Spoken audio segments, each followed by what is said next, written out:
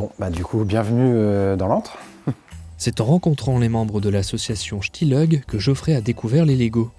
En 6 ans, il est devenu un véritable maçon des mini-briques. Moi, je rentre le matin du boulot, passer 1 heure ou 2 heures là-dessus, voilà, de juste créer un peu, de construire quelques trucs, bah, ça détend. Voilà, il y a une transition un peu entre le boulot et puis après, bah, la vie de famille. Une fois que j'ai mis le pied dedans, je m'y suis mis bien comme il faut quand même, faut être honnête.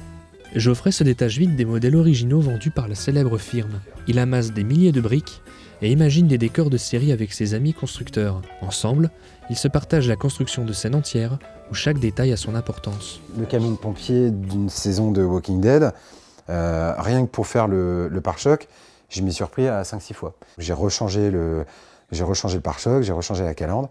Et moi, je préfère ça. Ça me permet vraiment de toucher ce qu'on appelle toucher de la brique. Il participe ainsi à la construction de maquettes faisant plusieurs mètres de long. La plupart sont ensuite montrées au public lors d'expositions. De son côté, Geoffrey crée également un décor gigantesque. Il imagine seul, au fil de ses voyages, la construction d'une ville Lego. Au fond, bah, c'est la partie, ça c'est le projet à long terme. C'est une ville que je souhaite développer. Je vois d'autres idées ailleurs où il y a quelque chose dans une ville. Des fois, je prends des photos d'immeubles ou des photos d'aménagement urbain. Et puis je me dis, bah, tiens, ça serait pas mal de mettre ça.